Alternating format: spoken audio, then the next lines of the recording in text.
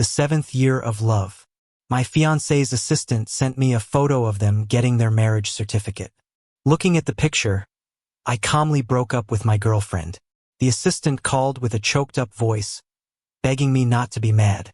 He said it was just a joke photo with Karina, who's under a lot of pressure at work, and to please understand. He said everything was his fault. On the other end of the phone was Karina, speaking in a tone she'd never used with me before. She said, "Honey, don't get upset. No need to explain to him." She added, "Where's he gonna go after leaving me?" I didn't respond. I just threw away the engagement ring and picked up my acceptance letter. I flew abroad and turned off my phone, starting to pack quietly. Karina didn't come home all night. She stumbled in the next morning, reeking of alcohol. Seeing me on the couch, she ordered in her usual commanding tone, "Make me some sugar water." I glanced up and didn't respond, just continued packing my things. Seeing me not answer, Karina came over, frowning. "Victor, are you deaf?" Noticing my packed luggage, she paused, then her face darkened. "What's this? You really plan to break up?" Without looking at her, I replied calmly, "Breaking up isn't something to joke about." Maybe it was my calm demeanor that made Karina's gaze turn icy. She kicked over my suitcase and looked down at me. "Have you had enough of this tantrum?" I glanced at her, a mocking smile on my lips. "A tantrum? You went and married someone else. Why would I listen to anything you say?" Karina looked even more impatient. "Haven't I explained? It was just for fun. Nick's got cancer. He wanted to give his parents some comfort before he passed. You know, he's been with me since graduation, more than an assistant, a friend. Why shouldn't I help him?" Her tone sounded condescending. "It's fine. Once he's gone, we can get the license again." I waved my hand, interrupting her ridiculous explanation. "Enough. There's no need to tell me. You have a husband now. Discuss things with him." Karina's expression turned cold again. "In the end, you're just unkind and don't trust me. If that's the case, we shouldn't get married." Her tone was threatening, but I was unfazed. "All right." Karina was taken aback, disbelief in her eyes. "You're serious?" I didn't answer, just picked up my suitcase and started to leave. As I passed Karina, she suddenly grabbed my wrist, her words icy. "Think it through. Without me, you're nothing." I looked into her eyes, this person I loved for 7 years, seeing only coldness and disdain now. It hurt, no doubt about it. I took a deep breath, smiled, and gently pried her fingers off. "Wish you both happiness." With that, I walked out without a backward glance. Before I closed the door, I heard Karina's furious voice behind me. "Victor, don't think you can come crawling back. Let's see how far you get without me." I stopped and turned around, not out of regret or longing. I just wanted to see the face of the girl I once loved so deeply, now so loathsome. Karina stomped to the doorway, gave me a cold look, and slammed the door with a loud bang, loud enough to express her anger. At the entrance to the apartment complex, I ran into Nick. Didn't need to ask. I knew he'd brought Karina back. He was probably waiting for us to fight so he could play the caring role. He lowered his window, glanced at my luggage, and smirked. "Oh, isn't it Victor? Got kicked out by Karina, huh?" I gave him a cold look, ignoring him, but he blocked my path, grinning mockingly. "Good riddance. You're too old for her anyway." I stopped, taking in his smirk, and laughed. "Yeah, I'm not a match for her. Someone like you living off her is just perfect." His expression changed. "You." I kicked him hard in the stomach and walked away without looking back. Trash doesn't deserve courtesy. That night, I found a hotel to stay in. Lying in bed, memories flooded back. Karina was once my everything. Unfortunately, she was a high and mighty princess, while I was just a regular bookworm. We met in college, though we didn't interact much. Like all the guys who liked her, I just watched her from afar. Followed her to class, out of class, to meals. In the end, I even switched majors just to be around her more. Until today, I'd never regretted that decision. Because that's what led us to get closer. I got picked by Karina for a project because of my good grades. I remember being so nervous that I stammered, finally blurting out, "I do." Karina laughed, her eyes crinkling. Sounds like you're taking wedding vows. Everyone teased me. I looked down, embarrassed but happy. She didn't mind, she even helped me out. Don't tease him. Victor's so talented. I'm the lucky one to pair up with him. After that, our relationship grew. When I confessed my feelings, she agreed without hesitation. We spent the college years as the couple everyone envied. I had excellent grades and got offers from international companies as soon as I graduated, even a scholarship to study abroad. But I turned them all down for Karina, starting at her family's company from the ground up. She also fought with her family to be with me, struggling for a space for us under her family's pressure. Sometimes I still can't make sense of it. Why Karina and I ended up like this. I mean, we both had the same goal, to provide each other with a stable future. But ever since Nick showed up, everything changed. He's younger than me, more energetic, and better at making people happy. At some point, our conversations shifted from sharing everything with each other to her talking about little details with Nick. At first, I was angry, jealous. But after a few arguments with Karina, seeing her indifferent expression and hearing her say I was making a big deal out of nothing, I got it. Her heart was no longer with me. It's not so much Nick's presence that bothers me. It's Karina's carefree attitude that breaks my heart. No matter what reason I give to try to hold on to her, as soon as Nick says something, she'd rush to him. She gave all her feelings for me to him. After 7 years, all she has for me is coldness and complaints. Still, I proposed to her. I thought maybe once we got married, she'd change. But seeing that marriage certificate with her name and another man's was the final straw. Looking out at the night skyline, I suddenly felt at peace. They say there's a 7-year itch in relationships where things just get stagnant. Maybe this is where Karina and I end. The next morning, I went to the company to resign. Honestly, it was just for show. My authority had long been undermined there. They didn't even question my resignation and approved it. Afterwards, the HR director called, pretending to be concerned. Too bad, Victor. We were looking forward to your wedding with Karina, she said in a tone dripping with sarcasm. I just smiled, unbothered. Don't worry, you'll get your invitation soon. Before I even left the building, Karina called. Victor, enough is enough. I rejected your resignation. You better stop or you won't get a penny and I'll kick you out. I chuckled coldly. 7 years together. Did she really think I was there for wealth, that money could sway me? Do whatever you want. I don't care, I replied and blocked her. Silence was bliss. I submitted my resignation again, and Karina agreed without hesitation. Once I got my papers, I left without looking back. That night, I slept better than ever, with no worries about Karina, the company, or anything else. Early morning, a loud ring woke me. Victor, what's your problem? The project's signing today, you better be there. Karina barked over the phone.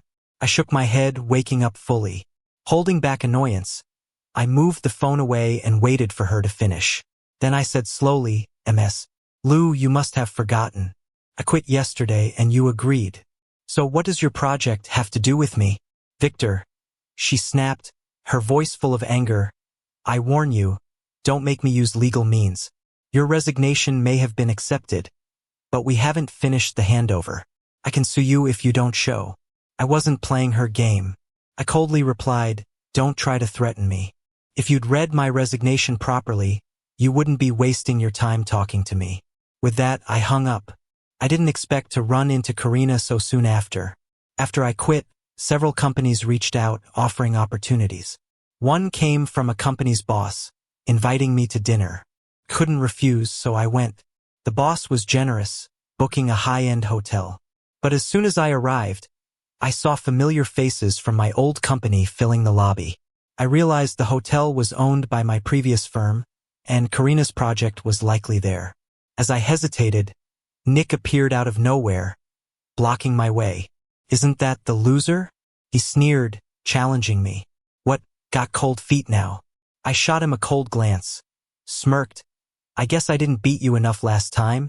Coming back for more? Nick's face fell, he backed up a bit, humiliated. Victor, don't think you're all that, he barked. Karina's my wife now. You're just a useless failure. I ignored him, pushed past, and entered the hotel. Nick was yelling about calling security, causing a scene. People were staring. I waved casually, acknowledging them, then proceeded upstairs. The boss had reserved a room on the second floor. But someone clearly didn't want me to leave easily. "Victor, stop right there." Karina stormed up in her high heels, looking me over with disdain. "On a day like this, you show up dressed like that? Even if you don't care about embarrassment." "I do." She told her assistant to take me for a makeover, but I shrugged them off, amused. "Karina, how many times do I have to tell you? Quit. We have no ties. I'm here for a meeting, not your charade. What I wear is none of your business." Karina was taken aback, almost reflexively mocking. "Meeting someone here? As if you, as an unwanted son-in-law, I really didn't belong here." I didn't bother explaining, turned around, and headed upstairs. But right then, another voice stopped me in my tracks. "Hey, Victor. Long time no see." I turned around, and a chubby middle-aged man was warmly approaching. It was Tom, the president of Gina Group and one of today's main figures. The project Karina mentioned was this collaboration with Gina Group. "Tom, long time no see." I walked over, and after a brief chat, Tom suddenly turned and looked at Karina. "I trust Victor completely. I can sign the project contract today, but I have one condition. Victor must be in charge of our projects moving forward." Hearing this, even Karina froze in disbelief, quickly shook my hand. "Tom, that's not right. I was about to say that I had already resigned, but Karina pulled me back with a sly smile aimed at Tom. "No problem, Tom. We can definitely do that." She grabbed my arm tightly. "Victor, you better cooperate with me," she whispered with a no-nonsense warning in her tone. I gave a snort of laughter and shook off her hand. With Tom present and everyone else looking on in confusion, I spoke up loud and clear. "I'm sorry, but I won't be participating in or collaborating on this project. I submitted my resignation yesterday, and in the future, I have no ties with Karina's company. And Miss Karina has already registered marriage with her assistant, which means she'll have nothing to do with me from now on." I gave Tom an apologetic smile. "Sorry, Tom.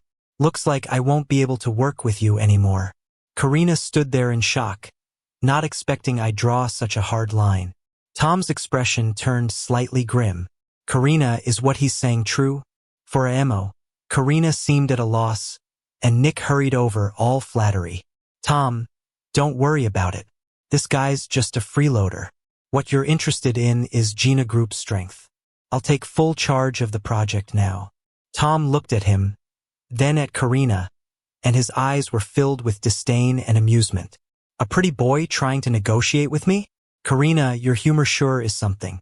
Tom led his team out, but before leaving, he took my hand and said if I ever needed a job, they'd consider me first. I nodded and agreed, smiling. Once Tom's group left, Karina couldn't hold back and came rushing over, ready to slap me. "Victor, you jerk. Do you know how much you've cost the group with your little stunt?" I grabbed her wrist and pushed her away coldly. Karina, being pampered all her life, had never been treated like this. She looked at me with anger and disappointment. I spoke calmly. "I've told you, I've resigned. I have nothing to do with you or your company. Everything that happened today is due to your blind arrogance. It's none of my business." After that, I turned and headed upstairs, avoiding any more tangling with them. In the private room, I was getting along great with the person in charge. But considering future collaborations with Gina Group, which would inevitably involve Karina again, I declined the boss's enthusiastic invitation. As the evening ended, I was at the door, seeing the boss off. However, looking back, I noticed Karina still sitting in the corner of the lobby. Nick was squatting by her side, seemingly arguing about something. I wasn't interested and was about to leave when Karina suddenly spotted me. "Victor, wait a second." She hurriedly came over, grabbing my sleeve with a pouty face. "Victor, please don't be mad. Come home with me, okay? Didn't we promise to get married?" Nick followed, looking uneasy, his face going pale. "Karina, I feel terrible. Can you take me to the hospital?" There was a flicker of conflict in Karina's eyes, but she steeled herself and ignored him, looking at me with hope. Stop this, I know I was wrong. There was nothing between me and Nick. It's just a joke. Nick looked shocked, disbelief written all over his face. I sighed. Why, Karina? You've got a husband now. Watch what you say. But Karina acted like she didn't hear, clutching my hand and droning on about the past. I suddenly felt fed up and shook off her grip. Just because you're shameless doesn't mean I have to be too. Karina, you're the one who got registered with someone else. I let you be, but now you're pointlessly dragging me into this mess. What do you want? Not everyone has to live on your whims. My cold demeanor made Karina realize I wasn't joking. Panic flashed in her eyes. She quickly explained, No, Victor, I've always loved you. If you want, I'll divorce Nick immediately. Her voice choked with emotion, eyes red with tears, made her look strange to me. I stared at her blankly, feeling nothing. Once upon a time, even a slight frown from her would worry me for days. Now her actions only annoyed me. She's not heartbroken over losing me, but over losing a servile companion to boss around. Enough, Karina. Stop bothering me. If you really care, look at your poor new husband. She remained unresponsive, just hung her head, sobbing about it not being true, over and over. My only husband is you, can only be you. I know I was wrong. From now on, I've lost interest in listening. If she'd said that earlier, I might have risked everything for her. Now it's just irritating. I shrugged off her hand, coldly saying, Save it. Think about how to deal with today's breach of contract. Such a big project delay will definitely hit the group hard. Karina naturally understood. While she hesitated, I turned and strode away, but I underestimated Karina's persistence. It wasn't long before she found out where I lived and was waiting at the entrance. I was gonna ignore it, but as soon as she saw me, she ran right over, trying to hug me. I coldly sidestepped. Miss Karina, why are you here again? I was getting a bit impatient. Karina looked up, her eyes meeting mine, speaking sincerely. I've thought about it. My dad's handling things at the company, so I don't need to worry. But you're the most important person to me. I didn't say anything. Or maybe it was that I didn't know what to say. She thought I was agreeing with her and cautiously leaned closer, trying to hold my hand. Victor, I twisted my ankle trying to find you. I sneered, looking at the figure behind her. If you twisted your ankle, you should see a doctor or go complain to your real husband. Not me. Hearing my words, Karina's expression nearly cracked. She turned and saw Nick, looking hurt not far behind her. She shouted in frustration, I told you to stop clinging to me.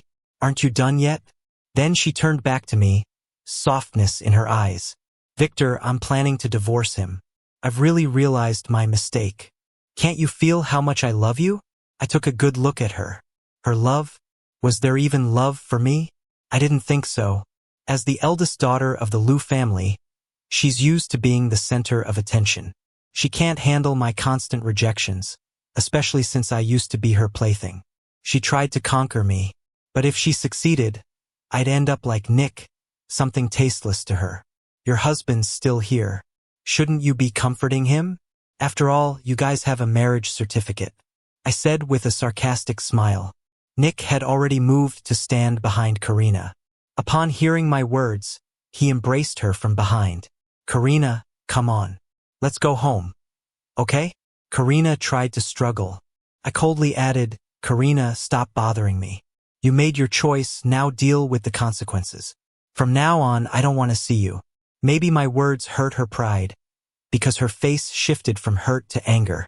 She turned back to Nick and shot me a dark, disdainful look. Victor, if you don't appreciate my kindness, don't blame me when you come begging. I just laughed and shook my head, completely uninterested. News about the breach of Karina's company had spread, especially her affair with her assistant. It became public gossip. Inevitably, as her ex, I got dragged into it too. My phone blew up with calls from tabloid reporters. I had no choice but to go to the phone company and cancel my number to get some peace. But just a few days later, Karina returned, bringing her family's bodyguards to corner me at my apartment entrance. She even threatened that if I didn't go with her, she wouldn't let me leave the building. Reluctant to cause trouble for the neighbors, I frowningly got in the car with her. "Karina, are you done causing a scene?" I questioned. Despite a flash of annoyance, Karina's expression quickly turned calm. "Victor, I'm here because of my father. He's in the hospital and wants to see you." Her tone wasn't arrogant like that night, but rather pleading. I shrugged it off and leaned back in the car, closing my eyes to rest. When we reached the hospital's premium room, I saw Karina's father. Once a commanding man, he now lay pale and lonely in the hospital bed. "Dad," Karina called softly. "I brought Victor." Karina's father opened his eyes, his gaze sharp, exuding an intense sense of authority even in such a state. I marveled at how even Karina, so domineering with me, was now submissive, fiddling nervously with her clothes. It was her little nervous habit. In the past, I might have comforted her, but times change. I didn't need to play along anymore. So, I casually sat on the sofa and crossed my legs, smirking. "What's the matter?" Karina's father's gaze froze for a moment. Then he spoke flatly. "You should know that the company's stocks have plummeted." I chuckled but said nothing. His expression darkened. "I called you here to discuss marrying Karina soon. That way we can go ahead with the deal with Tom. It benefits both of us." He sounded weak due to his condition, but his disdainful, commanding tone was clear. Since he found out I was dating Karina, he did all he could to stop it. He thought that, as a poor guy from the countryside, I was after Karina's family's wealth. To this day, he still thinks the same. I laughed, now understanding their game. Failing to mend bridges with Tom after offending him, they'd turn to me once they learned of Tom's favorable opinion of me. I'd been a pawn to them all along, with no rights of my own. "I've arranged for her to divorce Nick. As long as you agree, you can marry my daughter right away." Karina looked at me with teary eyes, hoping I'd nod in agreement. I looked her straight in the eye, speaking slowly and clearly. "Sorry, I don't want anyone's leftovers." As soon as I finished, Karina's father's face darkened, and he slapped her hard.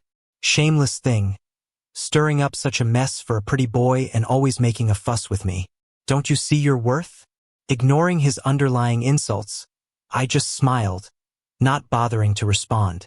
Karina held her reddened cheek, staring at me, clearly hoping I'd say something. I stayed silent, just observing coldly. Then I snorted, got up, and left. Feeling his pride wounded, Karina's father could no longer maintain the pretense, leaping from bed and hurling insults at my back as I left. I ignored him entirely, treating it like a dog barking. I just didn't expect Karina to leave her dad and chase after me. "What's up?" I asked, feeling pretty impatient. Karina is choking back tears. "Victor, I divorced Nick. There's nothing stopping us now. Won't you marry me?" I don't say a word, just stare at her coldly. My meaning is clear. Karina starts crying, shaking her head. "No way. You didn't used to be like this. Is there really no chance for us? You know I love you." "But I don't love you anymore." I cut her off. "I don't believe you." Karina gets more emotional. "I don't believe you, Victor. You used to love me so much. Did you forget?" She's yelling at me hysterically. It's hard to believe this was once the cool and composed CEO. I smirk, look at her without any feeling. "You said it yourself. That was before. The Karina I loved is gone." My words hit Karina like a thunderclap. She shakes her head furiously, still trying to make a case. But I'm out of patience. I don't want this back and forth, or hear any apologies.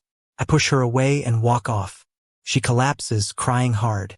After that day, we cut all ties. Though the buzz about Karina's company going down makes headlines. To pay off a huge penalty to Tom, she tried to cut costs by downsizing. The whole company got in a state of panic, and the bad news just flooded the media. If her family didn't have such strong roots, could have been a total disaster. But I didn't feel much about it. Karina got herself into this mess. Meanwhile, Tom reached out to me again, with a solid offer. I was tempted, but knowing I'd have to deal with the Karina's family, I turned it down. I contacted my college mentor, asked about studying abroad. He was really pleased, since he was pretty disappointed when I gave up a big opportunity for Karina. Seeing me get back on track now, he's very supportive. Victor, you're young. It's time to work hard. After retaking exams a few times, I got accepted into a famous school abroad. To celebrate, my mentor organized a reunion with old classmates. There, I ran into Karina again. In just a few months, she was almost unrecognizable. Karina broke the awkward silence. Hey, long time no see, Victor. She gave a smile, but it seemed a little forced. I nodded, didn't say much. Her eyes dimmed. I must look terrible now, right? Not too bad, just a bit tired. I answered honestly. Her eyes welled up again, colors of hurt and longing in her voice. Victor, I thought I'd never see you again. She stepped close, almost touching me. I frowned and stepped back. Talking is fine, but standing so close, people might get the wrong idea. My action and words startled Karina. Her eyes were full of sorrow. I got annoyed. Who was she putting on this show for? If there's nothing else, let's go inside. The professor is waiting. I tossed these words over my shoulder and brushed past her. When people heard I got into a top school abroad, they raised their glasses to me. After a few rounds, I was getting buzzed. My mentor, not much of a drinker, left early. I understood he was giving us space. With him gone, folks loosened up more, chatting and drinking different topics. Someone brought me into the conversation. I answered all the questions. Then the unavoidable topic of me and Karina came up. In college, we were the golden couple. I frowned, picked up my drink, then spoke once everyone was looking. Karina's a rich girl, not someone I can match. Thanks to our past, I've become a better person. Then I downed my drink. People sensed it was a tense subject, so the conversation shifted. Still, some wouldn't let it go, pushing for Karina and me to play couple games. Seeing me set down my drink, refusing to partake, Karina tried to help me out, yet the others kept pressing. Karina sighed, sitting next to me. Almost instinctively, I stood up. Karina seemed tipsy, stumbled and grabbed me. Folks shouted, "Kiss, kiss." A gleam flickered in Karina's eyes. She actually leaned in for a kiss. I lost it, shoved her away. "You've had enough?" My sudden outburst froze the crowd. The room grew tense. I ignored it, stared Karina down. You know full well why people are joking around. Are you seriously unclear about our situation? Karina bit her lip, looking pitiful. I had no pity. I said louder, "We broke up because she married someone else." The crowd buzzed with chatter. I didn't bother sticking around, just said I was drunk and left. Karina wouldn't let up, chasing after me. Couldn't believe how clingy she's gotten. I missed her cool demeanor. I stopped, turned, gave her a cold stare. "Are you done? With a husband and everything now? Isn't this beneath you?" Karina stopped, tears flowing. "I know you're leaving. I just wanted to see you a bit more." My heart didn't stir. When we were together, she didn't treasure it. Now she's acting all lovey. For whom? Besides, I saw the photos Nick sent a month ago.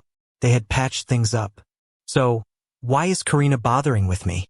You have someone, a spouse. Shouldn't you stick by that? She shook her head, all riled up. "No way. It's completely over between him and me." She frantically explained. "That's when I found out. From the very start, Nick faked his illness. He was never sick. He just wanted Karina's sympathy, to steal her away from me." Watching her, tears streaming down her face, her whole body trembling, I felt no sympathy. Yeah, Nick is a jerk, but all his excessive behaviors couldn't have happened without Karina's consent. So, rather than saying Nick deceived her, it's more like she willingly let him deceive her. But now everything's said and done. Why bother arguing about who's right or wrong? Karina, let me go. And let yourself go too. Wouldn't it be better to end things gracefully? The next time I saw Karina was the day I boarded my flight. She was wearing a mask, walking behind me, thinking I didn't know. I just played along, headed into the lounge. She sat right behind me, I pretended not to notice, wearing headphones quietly waiting. Before leaving, I got a call that totally surprised me. It was from Karina's dad. His tone had turned extremely polite, full of flattery. "Victor, come back. I apologize. Can you give my daughter another chance? I know, I wronged you back then, wronged you both. But now, I've seen your capabilities, how you've cared for her. Now that you're gone, she's been miserable every day. As her father, it's heartbreaking. So, I'm begging you, for old time's sake, give my daughter one more chance." I got up and looked directly at Karina. "Karina, I won't repeat myself, so listen up. From now on, I am a stranger to you and to your family." I walked to the boarding gate, glanced back casually. Karina was sobbing, collapsed on the floor. I didn't look back, didn't turn around. Not until I was on the plane, looking out at the blue skies and white clouds, did my thoughts finally calm. I deleted all the contacts related to Karina. After the plane landed, staring at the completely unfamiliar surroundings, a tinge of unease crept in, but it was quickly replaced by excitement.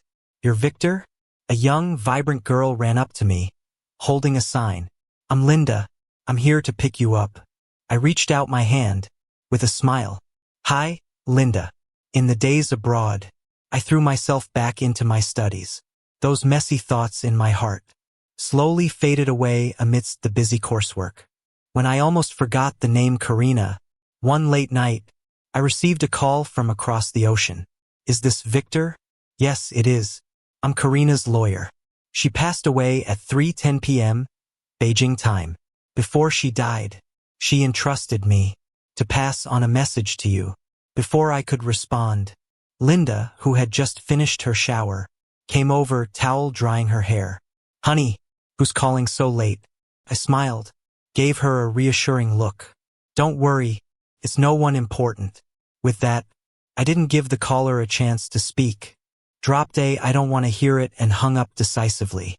Linda snuggled into my arms, her eyes filled with affection. "Honey, let's visit my parents tomorrow. They want to meet you." I smiled and gently tapped her nose. "Sure."